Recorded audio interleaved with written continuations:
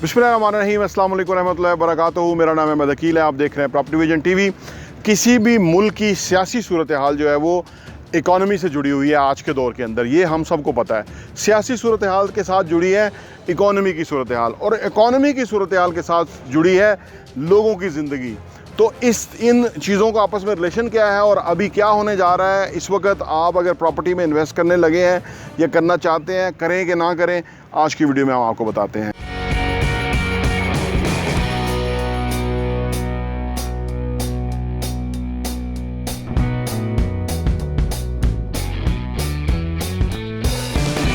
किसी भी मुल्क की जो सियासी सूरत हाल है बहुत इंपॉर्टेंट होती है। बदकिस्मती से पिछले 6 महीने 1 साल से कह लीजिए, पाकिस्तान की सियासी सूरत हाल बहुत दगरगू रही।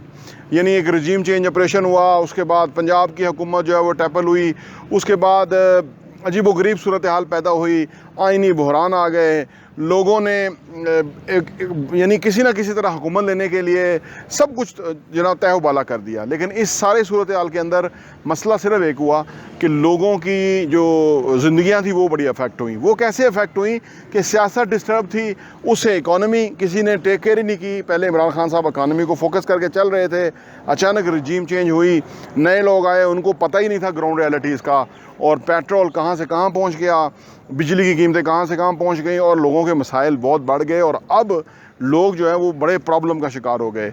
अब जाके मुल्क के वो हल्के कि जिन्होंने टेक केयर करनी है, ज़िम्मेदारी है, एस्टेब्लिशमेंट इसको कह लीजिए, उन्होंने इंटरवीन की है और उन्होंने फ़ैसला किया है कि अक्टूबर में इलेक्शन होने चाहिए। दोनों पार्टियों को उसके ऊपर ये मुतफ़िक करने की कोशिश की जा रही है कि अक्टूबर में इलेक्शन हो जाए और इलेक्शन के बाद मुल्क की सूरत हाल एक पॉजिटिव डायरेक्शन की तरफ चली जाए।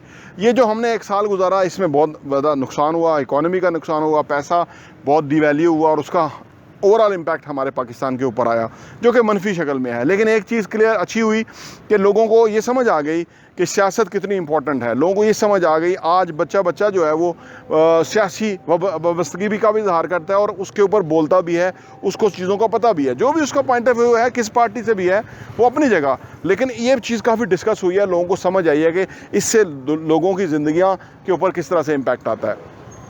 अब हम बात करते हैं रियल एस्टेट के हवाले से। देखिए, रियल एस्टेट के अंदर इस वक्त अगर आपके पास पैसा है ना, तो वो उसको आप किसी सही जगह इन्वेस्ट कर दें। ये बहुत ही सही टाइम है इन्वेस्टमेंट करने का, बाइंग करने का बेहतरीन टाइम है।